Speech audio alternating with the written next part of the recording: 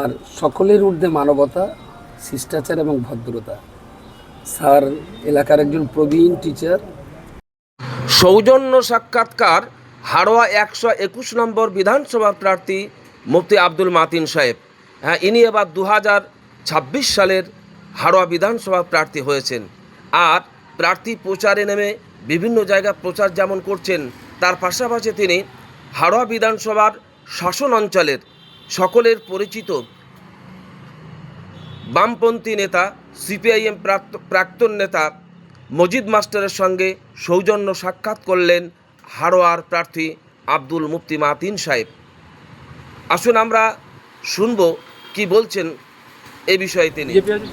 বিধায়ক প্রার্থী আপনার কাছে এসেছে, এটা কীভাবে নিচ্ছেন আপনি? অতিথি একজন মানুষের বাড়িতে এলে সে যদি ভদ্রলোক হয়, তার কাজ হলো অতিথিকে আপ্যায়ন করা। আমি বাঙালি এবং ভারতীয় রীতিতে বলে অতিথি নারায়ণ। সেই ইনি আমার বাড়িতে তিথি ছাড়াই অতিথি হয়েছেন।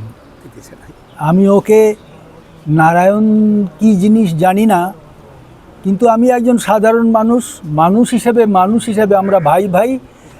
একজনের বাড়িতে একজন মানুষ গেলে তাকে যেভাবেই আদর করতে হয়, আপ্যায়ন করতে হয়, সেটা করা আমার কর্তব্য। আমি সেটা আমি এই যত সামান্য মানুষ, যতটুকু পারার সাধ্য সেটুকুই আমি করার চেষ্টা করেছি।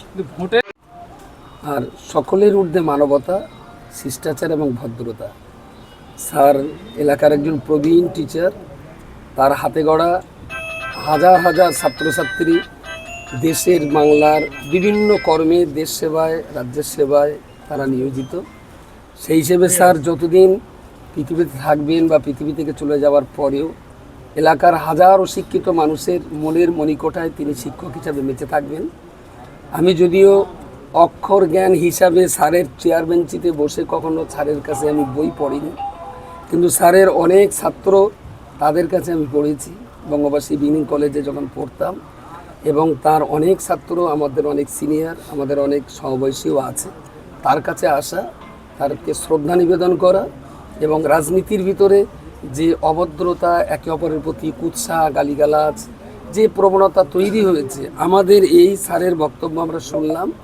আমাদের এই বয়স্ক প্রবীণ রাজনীতিবিদের বক্তব্যটাকে মাথায় রেখে রাজনীতিটা রাজনীতির জায়গায় থাক, শ্রদ্ধা, ভদ্রতা, ভালোবাসা, মানবিকতাটা এটা আমাদের সবার মনের ভিতরে থাকুক।